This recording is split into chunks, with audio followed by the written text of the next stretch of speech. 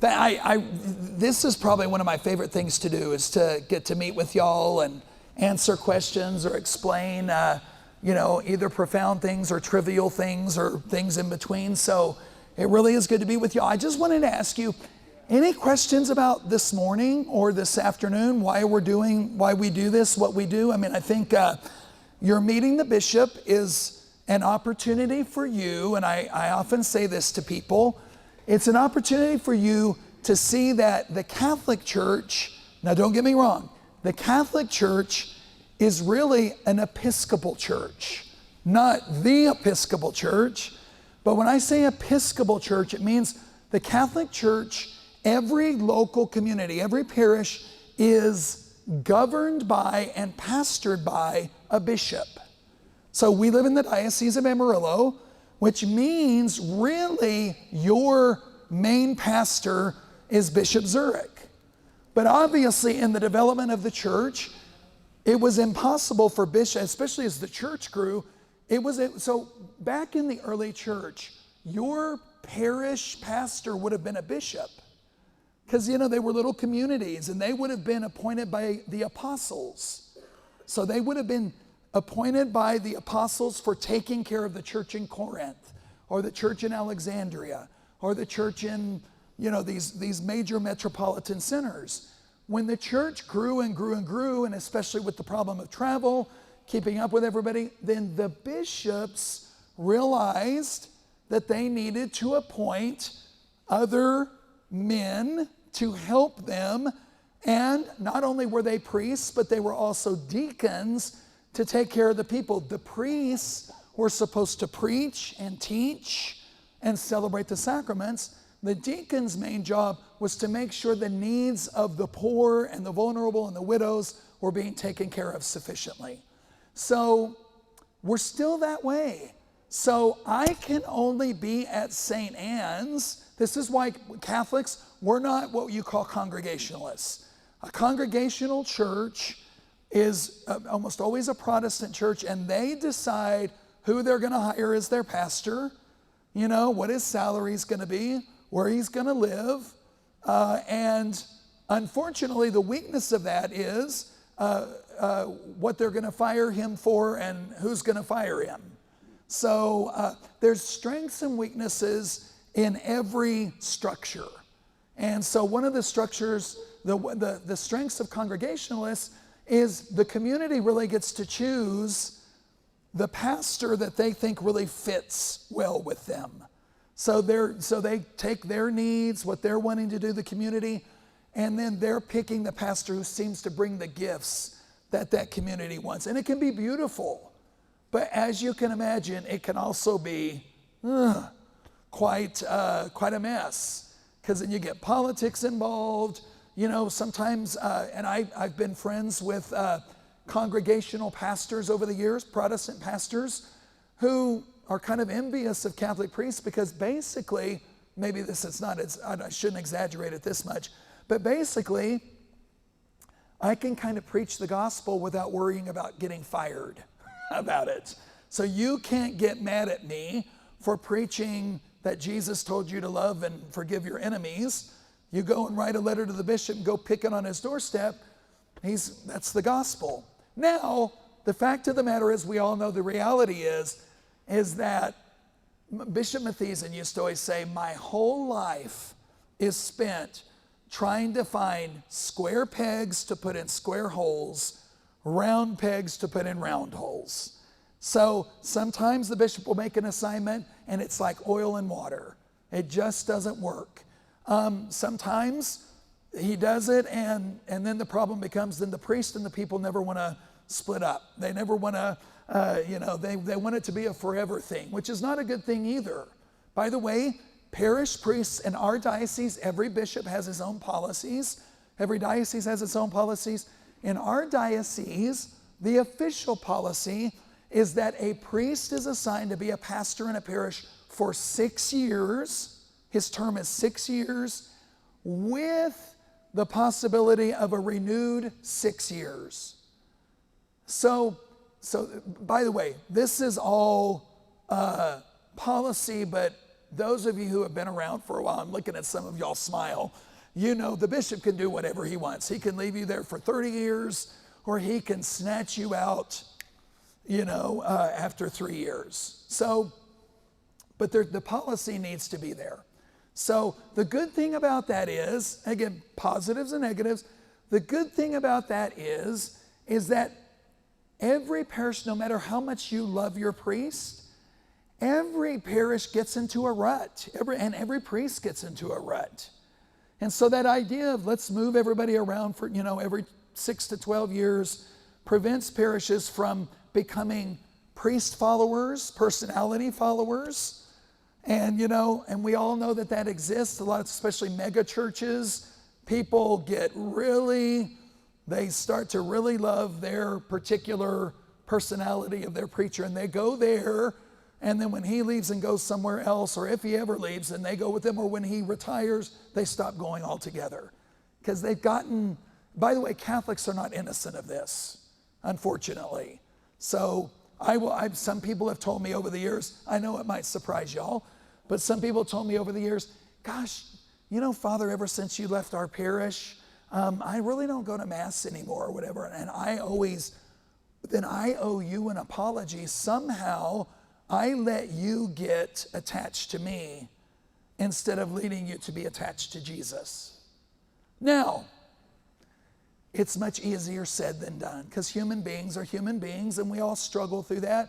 And by the way, Bishop Mathiesen, square pegs and square holes, round pegs and round holes, that was back when Bishop Mathiesen had a lot more pegs to put in holes. These days, unfortunately, or maybe fortunately, maybe the Holy Spirit is teaching us all something.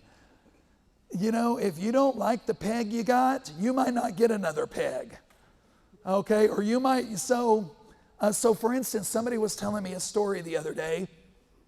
They went to a parish in South Texas, and they went to a baptism of their granddaughter, and they were just really disconcerted by the whole experience, because they had some priests of this parish who were from a very, very, very different understanding of church, culture, nation. They were foreign-born priests. And not just, from southern France or something.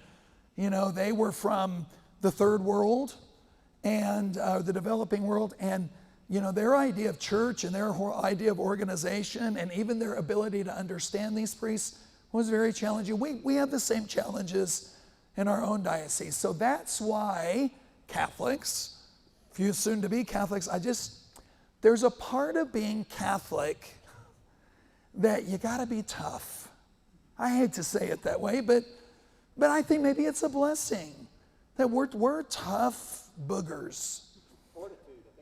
Fortitude, right. Prudence. And so, you have to know that what might be wonderful now might be a challenge down the road, and vice versa, depending even on the makeup of the parish and the personnel you get. So, you got to be kind of tough, and you've got to fall in love with your parish family, ultimately, because the guys like me holding the microphone, we really do come and go. And believe you me, I can talk all day about how tough that is for us. As I get older, it's tougher, and it's tougher than it ever has been. But that's our system. And like I said, there's positive and weaknesses. When the going gets tough, I hope you'll remember the positives. Okay, and that when the going gets tough, you don't just dwell on the weaknesses and hang it up. And by the way, sometimes Catholics will say, what was going on at my parish, it just overthrew their spiritual life for whatever reason. So Father, I went to a different parish. And I always say to people, we should not judge anybody like that. Now, I'm just glad they didn't leave the church and go and join another congregation or another church ecclesial community, that they went and found another Catholic church, because at least they understood that that's where it all is. I don't know how I got into all of that, but anyway, all started with the bishop, okay? So And the bishop is the one who makes those decisions. So it's a thankless job. You just pray for bishops, because it is a thankless, because when they move a popular guy, whoa, or when they put an unpopular guy, and every priest has his strengths and weaknesses as well. So, if you have a hard time with my weaknesses, I'd always beg you to try hard to find some strengths in there, and vice versa. If you find some strengths here, to bear with the weaknesses. So, just by the way, just like priests have to do with you all. By the way, parishes, I often tell people, parishes have personalities, and every priest in the diocese knows the parishes that we'd all love to go to, and the parishes we fear. That we would say, not only no, but no. Okay? Ultimately, if the bishop says, I'm not giving you a choice, I'm telling you where to go, we make a promise of obedience and we have to go. But generally these days, bishops are really good at talking to priests. They don't want a priest to go somewhere where he's, going to be miserable, or he thinks he's going to be. So anyway, it's a tricky game. Do there's a whole phenomenon going on in the church right now, because it's become so much more difficult, along with other issues in the church. Just what goes on in our society, the gossip, the tearing down, the crises that the church has been through in recent years. Apparently there's a phenomenon going on in the church where the Pope's representative, when there's more and more guys that he calls and says, the Pope wants you to become the bishop of, Corpus Christi, Texas. I'll use that as an example. And unfortunately, there's an increase of more and more priests saying, no, I do not want to do that. And I'm not, and they don't have to, by the way. But then what they do is sometimes then you get a call from the Pope himself. What are you going to say? But because believe you me, and of course I'm very biased about this, but being a parish priest is where it's at. And we get the best. We get to be a priest. We get to be with people. We get to be with, kids and old people. And we get to be with and around people. The office in the pastoral center at the chancery is it's lonely at the top. You've heard that, right? Okay. So I know you've put in some questions, or at least Adrian told me a few things that you might want to know. By the way, some of you have made me aware, and I want to acknowledge it, that I want to really make sure I speak language that you understand. I understand. I've been challenged about the fact that sometimes, especially those of us wearing collars, clerical collars, get into Catholicese or clergy speak, and you're all going, I have no idea what he's saying. So tell me, raise your hand. If I get in that, Ginger, kick me, okay? Raise your hand and call that bluff. Any questions right now that you have, even going off from what we've just discussed, or questions that you knew we've got to ask a priest? Yes. We were all just discussing it at our table, but where do you get the ashes from? Ooh, wonderful idea. So the ideal of getting ashes for Ash Wednesday, the custom, the tradition is that the palms from the Palm Sunday before, so our Palm Sunday, it was a sad Palm Sunday this last year, we were handing them out, but that the church saves some palms, and even some churches would then have everybody return their palms, that they had their blessed palms from Palm Sunday, and you burn them, and then that's what you make ashes. So it's like Palm Sunday was almost like the conclusion of Lent last year, and now those burned palms become the beginning of Lent for us this year. Now, practically, what happens in these days, so much is commercialized, is that honestly, we order them from a palm company. So there are where we order the palms. It's a company down in the Rio Grande Valley that grows palms down there. So guess what they decided that they could do, if they were doing a palm business, they could do ashes business. Now, those of us who, first came out of seminary, we have all of these romantic notions. Ooh, we're going to get all the palms together. Anybody ever do this in your community? We're going to actually burn the palms, and we're going to have a big bonfire, and it's going to be cool. We'll have a potluck meal with it. And, it's a wonderful idea, but you learn really quickly, your first couple of years of priesthood, that the Rio Grande Valley, they must have ovens that burn hotter, or they have machinery that will grind that into a fine powder, because when you really try to do it, you get all of this detritus, this debris that's, that didn't burn well and didn't get crushed, so it doesn't stick well to your finger because it's not powdery enough, and then you're trying to put it, and there's shards flying here. So it's kind of, and I'm sure all of y'all have experienced, if you've been a Catholic for a while, especially when we're doing it on the head, inevitably somebody will have ashes, especially a woman with makeup. It'll drip onto her thing, then she'll wipe it, and it gets all involved in the makeup. It's a messy business. So we've really made it neat and clean than what it compared to be. But great question. And again, why ashes? Because it is the biblical symbol for repentance. Goes back to the Old Testament. You'll hear the people who repent to follow the covenant, to follow Yahweh, they wear sackcloth, scratchy cloth, think burlap, okay, and they sit in ashes as a sign, again, of their mortality. What is ashes? It's dead living stuff, as a sign that they want to turn their deadness over to the living God. So it's a sacramental, not as big as sacrament, small as sacramental. I call it a thingy. It's one of those Catholic thingies that exercise our imagination. And it works. Y'all, you've probably heard this from your sponsor or whatever. I'm kidding you not. This year was an exception, even though this year we saw probably more of a mass attendance than we've had since the summer, maybe. I don't know. But believe you me, people love ashes. They love palms. They love holy water. It's part of that thing. So you can have people who won't even come to Mass on Christmas and Easter, but boy, they're there on Ash Wednesday. And you know what? It's great. Good. Something that exercise of the imagination. Now, what an unfortunate thing that can happen in Catholicism sometimes is people can attach magic to it. It's not magic.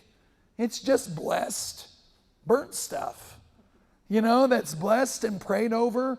But unfortunately, let me tell you, those of us who've been in parish ministry, you have some people who can be in a full-bore panic, thinking that they are destined for the bowels of hell if they don't get their ashes on Ash Wednesday. They attach too much magic. It's supposed to symbolize what's supposed to be going on in our hearts. It's not magic dust. But unfortunately, people who are not educated in their faith can attach too much magic to it. Okay? Does that answer your question?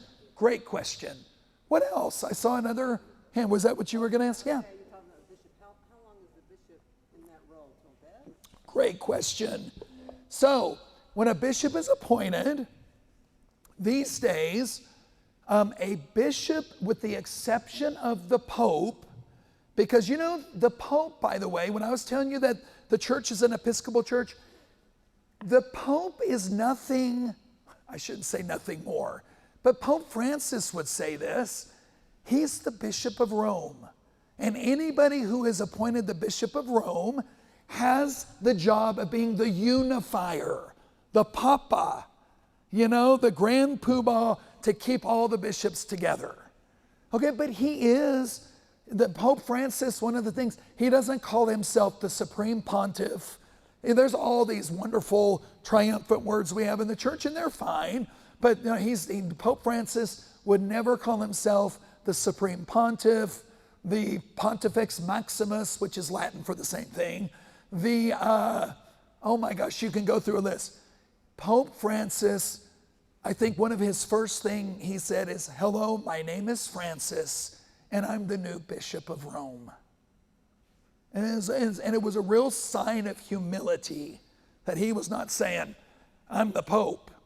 He's a bishop, but yes, he has special responsibility of unifying. So, with the exception of the Pope, all other bishops, when they turn 75 years of age, have to turn in a letter of retirement to the Holy See, to the Pope's offices.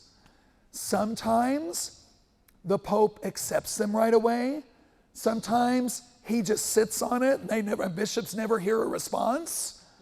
Sometimes he has his representative call them and say, "Look, we just don't have anybody in the pipeline right now. Can you hang on for a couple of more years?" So it just varies. There's kind of in Catholic culture, maybe I shouldn't set up these little cynical things for y'all, but you kind of know when a bishop, if he turns 75 and right away he's retired, it's probably either because he's having health problems, because he threw a hissy fit and said, "I'm out of here, I'm packing my bags on my 75th birthday, you're not going to find anybody here." Or it also might mean that the bishop or the Pope really wants to make a change in style. That maybe the bishop doesn't think, maybe the bishop thinks that you're a square peg in a round hole, and he needs to get you out of there. Okay? Priests, by the way, we have to submit our retirement letter. Oh, I should know this. I've got the date circle. I'm kidding. We can retire at the age of 70, but we can take a late retirement at 75.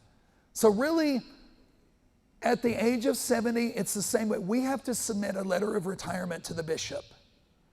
But we can say, "But Bishop, I want to stay in the saddle." But if the bishop thinks you need to go out to pasture, he'll send you a letter and say, "I accept your letter and I grant your retirement." And then you kind of know, oh, okay. Okay, but some priests, because of all kinds of just like your reasons, we can take early retirement at 65, but that's only granted usually really if there's something, if we just need to, because of health, other things. And then if we retire early, we don't get full benefits because we have a pension plan. So anyway, yeah. Thank you. Great question. Monsignor Bixman, he's retired, but then he serves. Oh yeah, he's busier than he's ever been. So yeah, Monsignor Bixman, so he's a great example. He knew he wanted to retire at age 70. He didn't want to go to any more meetings. He ran a very busy parish for years. If you want to watch your head spin, go to San Jose Parish in Hereford. It's huge, it's busy, just lots of challenges. Maybe they don't have the money they need all the time. So it's a stressful job. So Monsignor Bixman did that for me, and he knew 70, I'm retiring, and then yes, I'll help out where I can. And it turns out he helps out a lot. He probably makes more money now covering for parishes, because every time we have a priest come in and cover, the policy is we have to pay him. So he probably makes more money now than he ever did as a full-time priest. I'm not saying that's why he does it, but it surely helps somebody in their retirement. Well, we've appreciated it. Oh yeah, it's good to have those guys around. Michael? What's a Monsignor? Okay, great question. So, okay, I used to have a worldly parallel to this.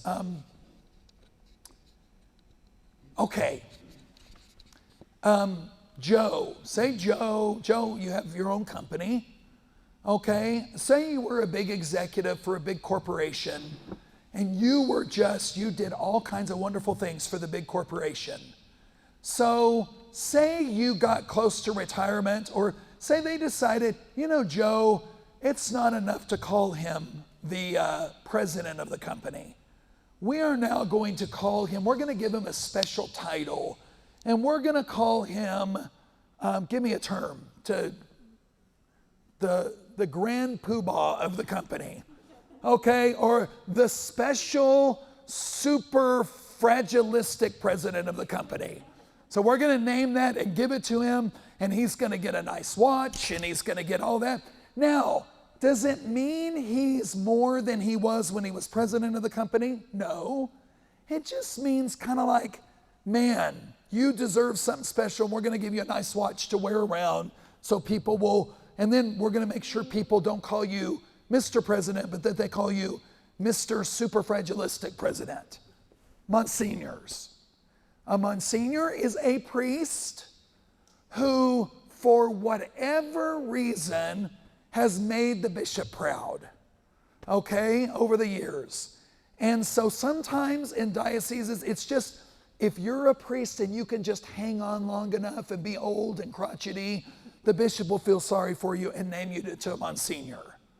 Okay, and it's just kind of basically go, good job. Okay, young guys who become Monsignors, it's because, again, maybe they did something extraordinary, they served in a particular way, and the bishop just really wants to give them a big old public pat on the back.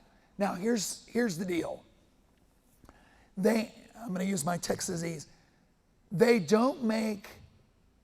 ain't making young Monsignors anymore.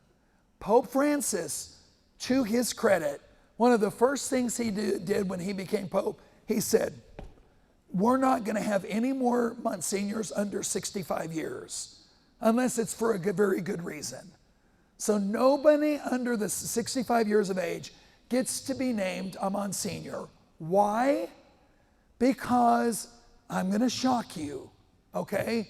Everybody brace yourself. Priests are human.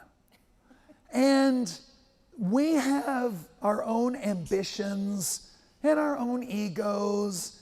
And so you get a room full of priests, and the bishop all of a sudden says, you know, Father Judah, you are swell. I'm officially naming you a Monsignor. What inevitably happens? Hey, what? Why did he become a Monsignor and I didn't become a Monsignor?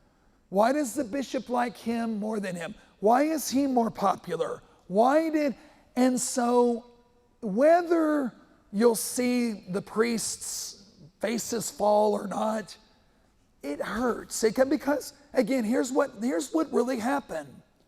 You might have Father Judah, who works at the bishop's office, who's the bishop's secretary, who folds the bishop's socks for him and does all this wonderful stuff. But you might have Father David, who year after year after year is out in the toughest little poorest parish of the diocese, serving faithfully. Nobody knows his name because he never can make it to meetings because he's always got a broken down car. He's the guy, and so the Pope wisely said, why is this guy's service more held up and emulated than this guy's service? So you know what, if you watch Pope Francis, he has been naming bishops more, not from the guys like Father Judah. Pope Francis has been picking more Father Davids to become bishops. Not to honor them, but to Pope Francis has kind of signaled that way, I want pastors. Pope Francis's famous quote is, I want guys who smell like their sheep. I want those guys as bishops. I don't want these guys who want to be bishops. I want the guys and so even one of his recent appointments as a cardinal was this priest in El Salvador who works I think he was an auxiliary bishop in El Salvador, but he was never given much work or anything because the Archbishop of El Salvador thought he wasn't smart enough or sophisticated enough. So So this bishop finally said, just let me go out. I want to just serve the poor. So he was like cast out to some poor little thing. Recently, he was named a cardinal, and the archbishop was not. And so again, that's probably it was probably a little dig, even though Pope Francis doesn't want us doing that. So, is a Monsignor have any more authority than a father? No. Now, does he carry a little more cachet? Can he wear more fancy robes? And I've been told, if you call like Rome and you want something in Rome if you say, I am Monsignor Judah from Amarillo, they pay more attention to that. And officially, by the way, okay, y'all brace yourself. I'm gonna kind of raw the edge. So a Monsignor is like becoming a knight. It's like being knighted by the Queen. That's a perfect example. All of these people, you'll hear people, Elton John is being knighted. So he gets the title Sir Elton John. Okay, or who's a woman who's been knighted? Actress Helen Mirren. Lady, I think she's Lady Helen Mirren or something, but she was knighted. She doesn't have any power. She can't go to the government in England and all of a sudden exercise all kinds of power, but she carries that cachet along. But here's the thing I was going to tell you. You're called a member of the papal household, is what a Monsignor is. So it means it's a special honorific title given by the Pope. Okay, here's the thing that you might. The bishop, when he names you a Monsignor, he has to send a donation to the Pope's fund. And I don't even know how much it is anymore. We used to have some old priests around here and say, Bishop, if you're going to name me a Monsignor, don't send the money to Rome. Just don't name me a Monsignor and give me the money and I'll go get a television, a color TV.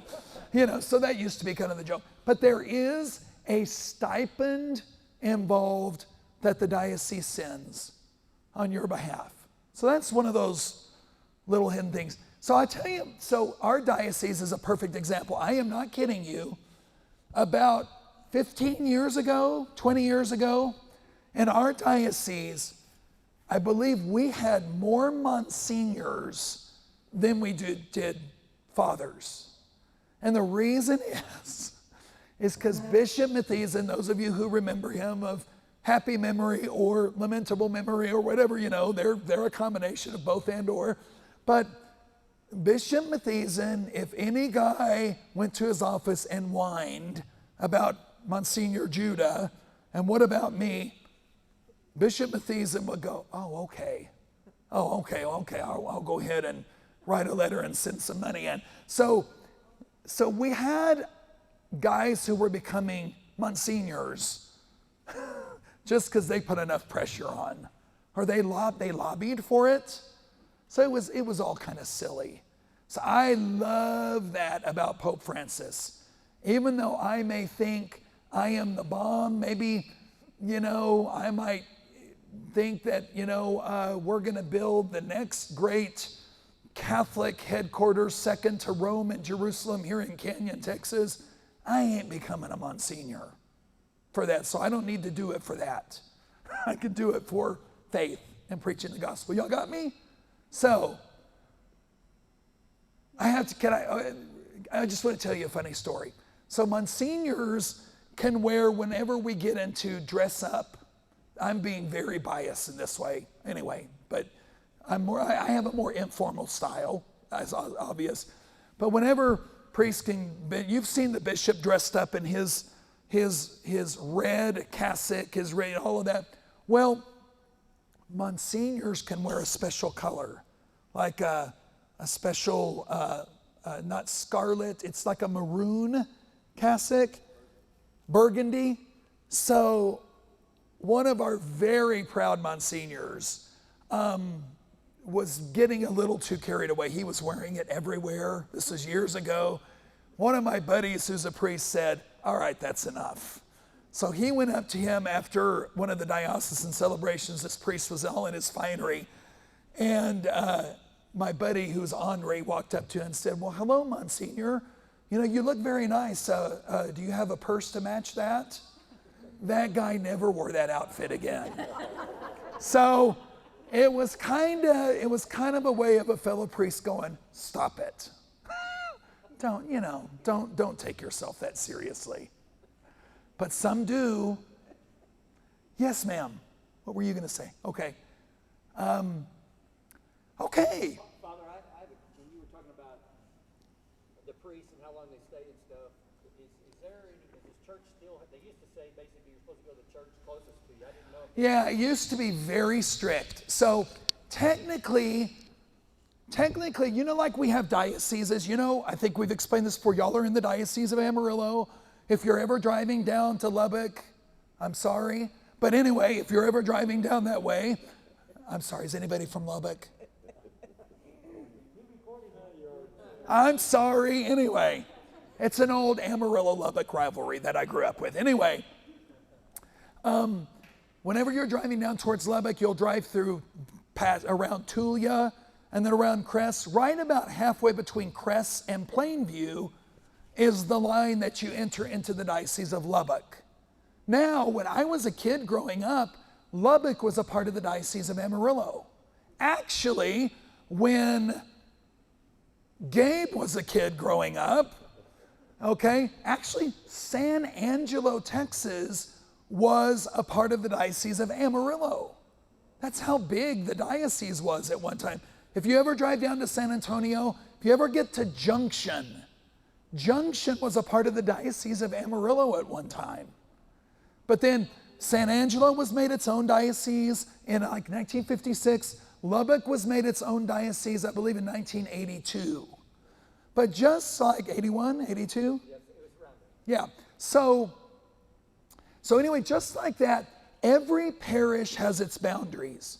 So you can actually go, and I bet there's probably a diagram somewhere in the files here of what the boundaries are of St. Anne's in Canyon. So like, I think I'm pretty sure, I think St. Anne's boundaries go all the way to Hollywood Road in Amarillo. Okay, and then probably all the way, probably halfway between here and Happy, and halfway between here and Umbarger. And then that way, All the way to the county. right, yeah, probably can. So it used to be, back in the old days, that you had to go to church wherever the boundaries you lived in.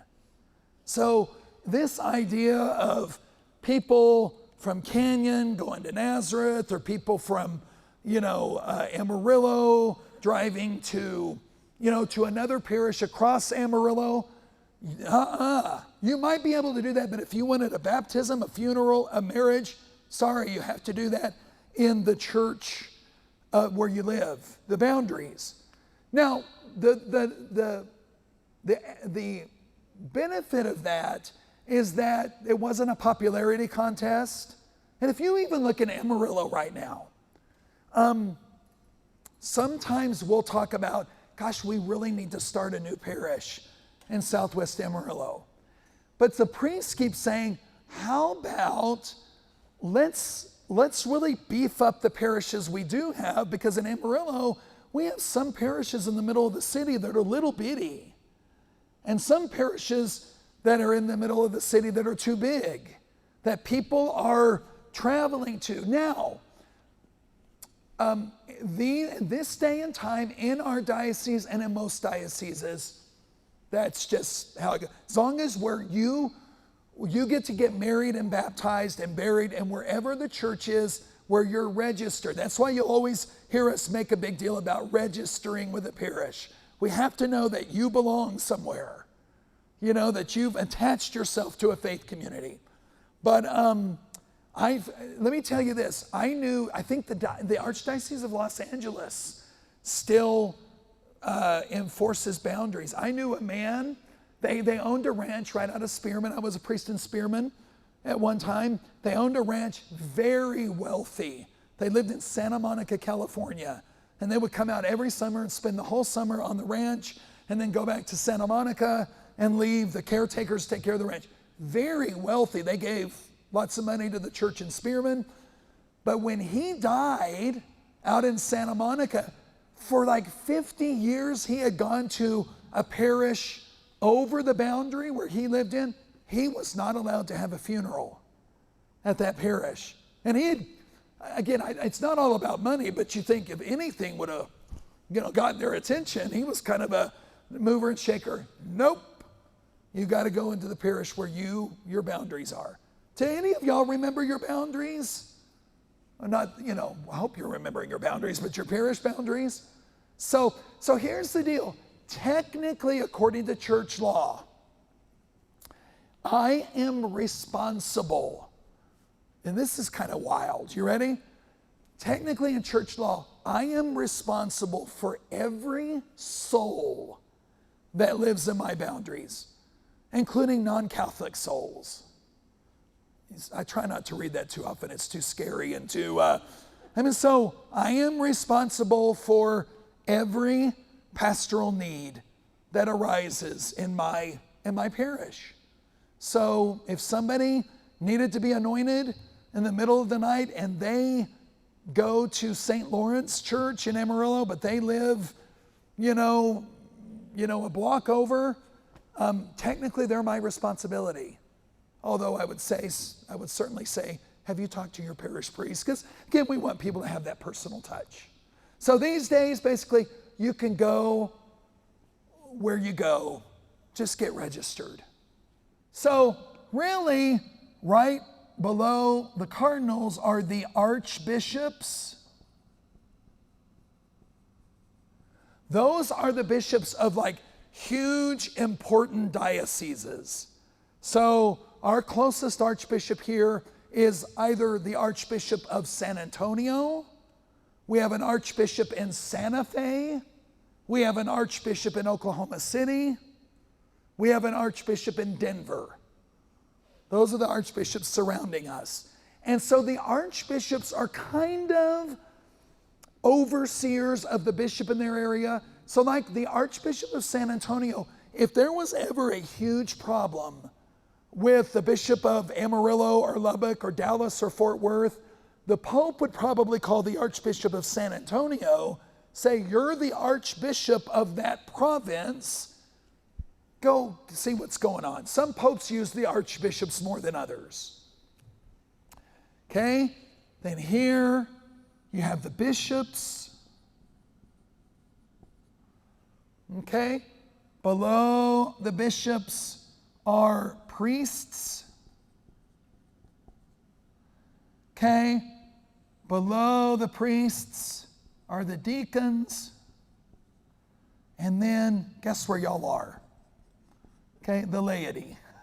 Now, y'all, this is an outdated graph because it looks like they're important, they're just the measly, and it's really not like that. So this is the way we're trying to emphasize the graph these days, as a circle, okay?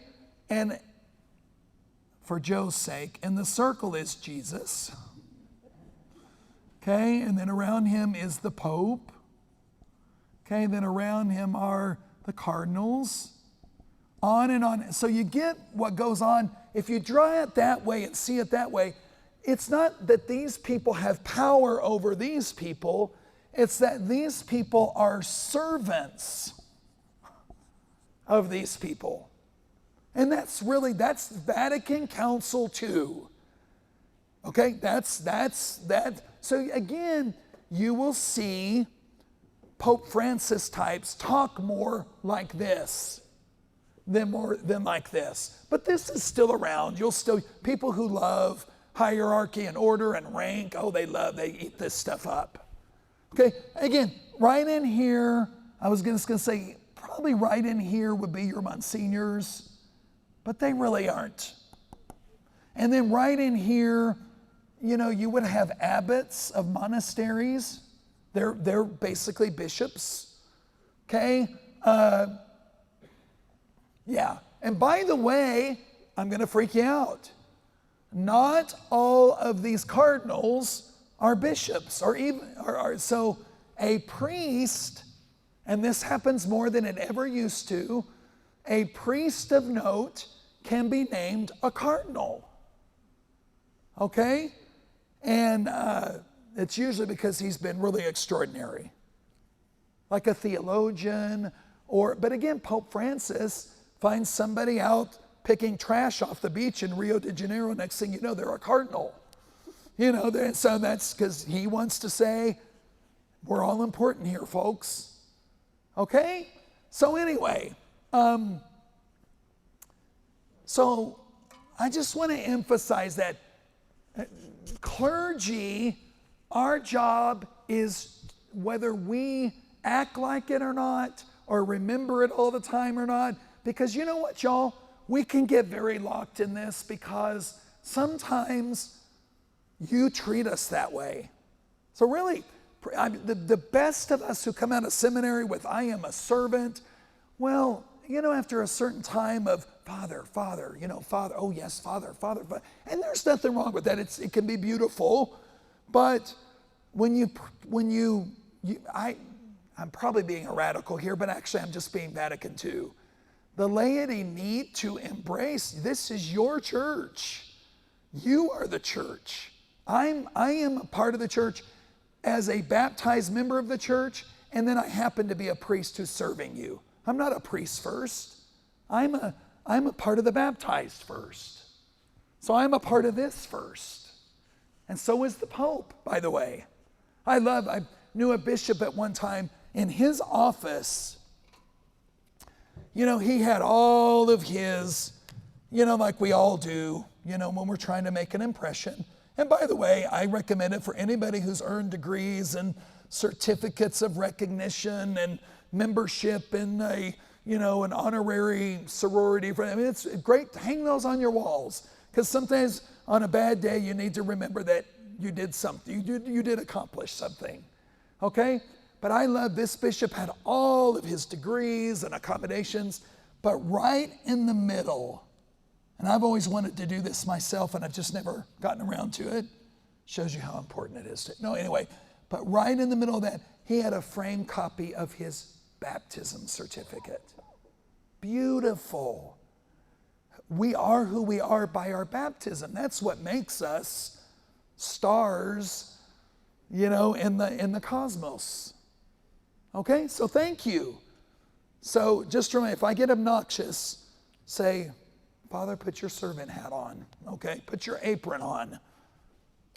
But be nice about it. Okay? Okay, I know there were a few other questions that came. I tried to print my print. When I'm in a hurry, the printer doesn't work. Do y'all have that problem?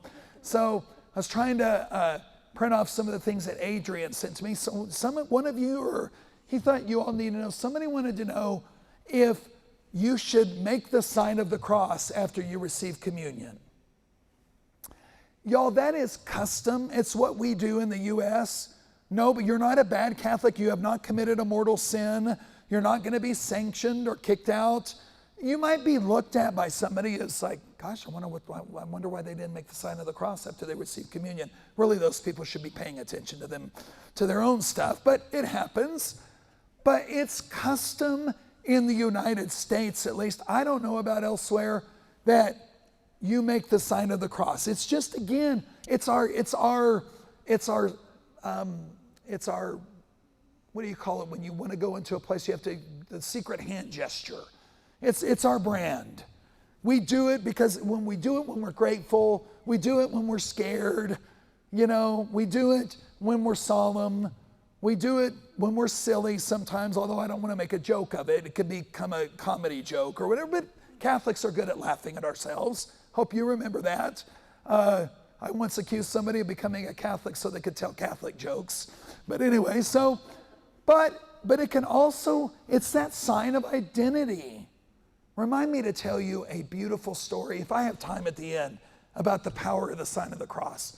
But, so it's custom in the United States. And if somebody saw that you didn't do it, they might tell your sponsor, you really need to teach them how to go to communion. But you could come back and say, It's not an obligation. It's just what we do.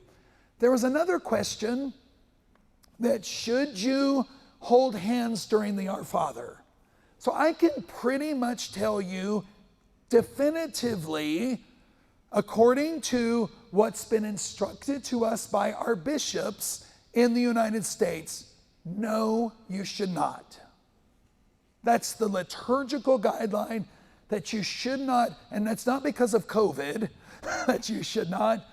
It is because at one time in the liturgical experiments of the 80s and 90s, when we were 70s, we were all doing crazy things and priests were wearing, rainbow vestments, and, they were consecrating cookies and Coke. This all happened, by the way, at one point. So we were all kind of experiencing what it was like to do the new Mass. And then finally the church got to a point and said, all right, that's enough. Okay, we've experimented. So what became real popular, especially in some communities, was this idea of holding hands. We are going to hold hands to show our community. And it became a big deal to where almost like, what's wrong with you? You don't hold my hand. You must not, oh my God, they're not holding hands with each other. They must, oh my gosh, they must not be from here. We've got to hold hands. And then when we would get into, for thine is the kingdom, everybody would lift up their hands in this beautiful sign. Well, it was nice. However, the bishop said, look, people, we're making the Our Father, when we do all of this, we're making the Our Father more important than being community at the Eucharist. Our ultimate, what's the highlight of the Mass?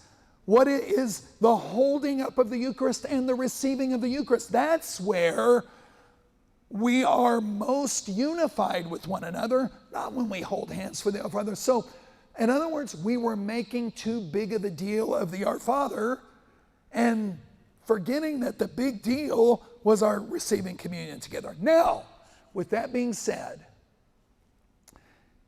part of liturgical law is honoring when something is a custom somewhere. It holds weight. You can't just go and tell people to stop doing it because the law says, because the law also says, you know what? If something is meaningful to a community and it's more disturbing to try to, then it in and of itself should remain. So there are some people who claim that some communities, some Hispanics, and again, that's probably a stereotype, that love to hold hands during the Our Father. At least that's a stereotype that goes around. Or your family might, but generally as a new Catholic, you can say, I learned in RCIA that it's not really the best idea. It's not really appropriate to be holding hands during the Lord's Prayer. But please don't judge the nice little family in front of you or the grandma that reaches out and holds her. I mean, okay, wonderful. Please don't be. Here's the danger. When you get into all of these guidelines, the danger is to become a liturgical policeman or policewoman. We have them in every parish. I haven't experienced too much of it here. Maybe y'all are just too nice. But all the priests know, be careful of the liturgical police. If you mess up, or in this morning's Eucharistic prayer, I messed up.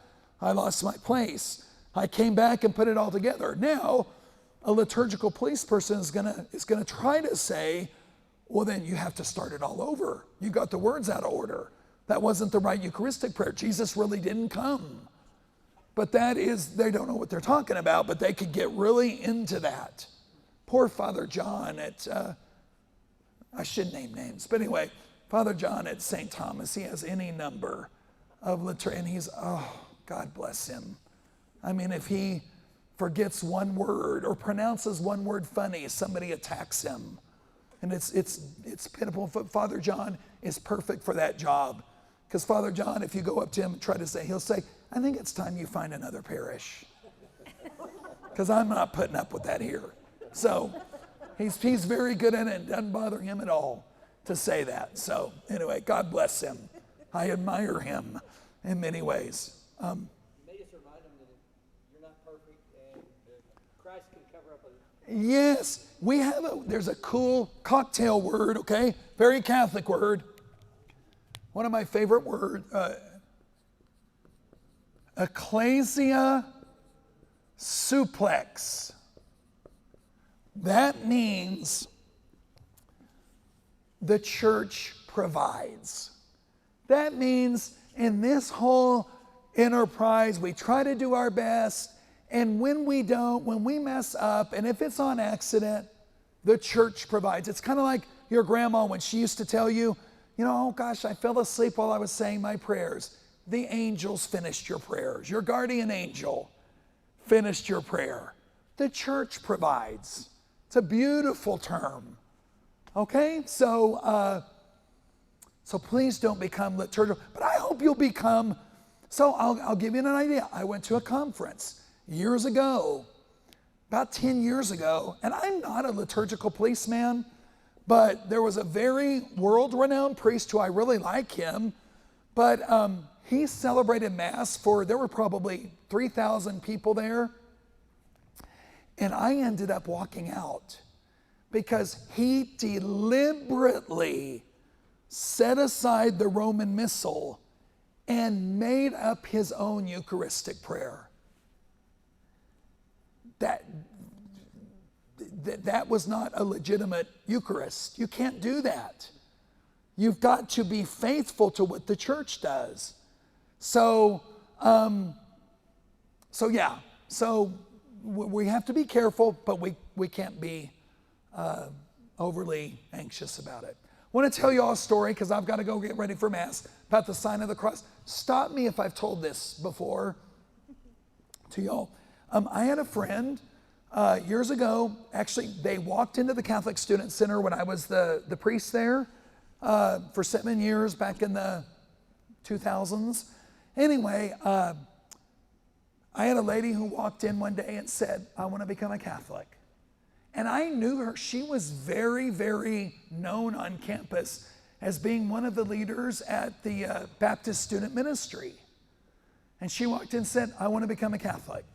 I said, well, okay. I mean, tell me. She says, Father Scott, I just came back from China. She says, I went with a Baptist group and we went to China as a group to teach people English. Wink, wink, wink. But really what we did was to evangelize, to pass out Bibles, to talk to people about Jesus. They had to do it. By the way, this is why we shouldn't be too eager about buying stuff from China and all of that soapbox. Anyway, because they suppress Christians. But anyway, she says they were in a little remote village one night and they found one little inn where they could eat. And they all walked in. And there was a little old man, and he served the meal to them. They didn't speak Chinese. He didn't speak English. Said they all held hands and prayed. And they said this little Chinese man came over to them and was very excited. And he said to them, he pointed at them and he pointed at himself and he said, and what happened at that table, it's so sad. And again, I'm not blaming the Baptists or whatever, but all these Baptists started trying to say to him, no, we're